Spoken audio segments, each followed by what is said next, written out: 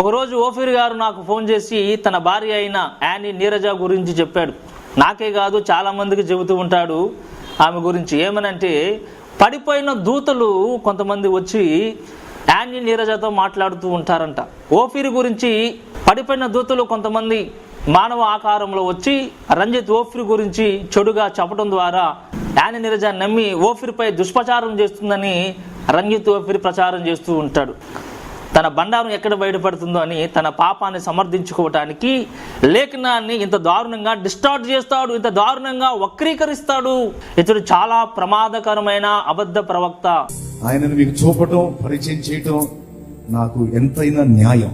ఇది ఓఫీర్ నిజ స్వరూపం. తన అక్రమ సంబంధం బయటపడిపోతుందని యానీ నీరజను పెళ్లి చేసుకున్నాడు. కానీ ఆ తర్వాత కూడా స్త్రీలతో తప్పుడు సంబంధాలు పెట్టుకోవడంతో యానీ నీరజ కూడా ఓఫీర్ను వదిలేసింది. ఇన్ని ఘోరమైన పనులు చేసి పతిత కబుర్లు చెప్తున్నాడు. పతిత కబుర్లు. ఓఫీర్, నువ్వు ఏం చెప్పినా చప్పట్లు కొట్టడానికి అందరూ వీపీలే ఉంటారనుకోకు. నిన్ను వేపేవాళ్ళు కూడా ఉంటారు, వస్తారు. నా వెనకాల ఒక్కొక్కరు బయటకు వస్తారు. నువ్వు చేసిన ప్రతి పనికిమాలిన పని బయటికి చెప్పేవాళ్ళు వస్తారు. మహాగర్వంతో విర్రవీగుతున్న ఓఫీర్, నీ నాశనం ప్రారంభమైంది.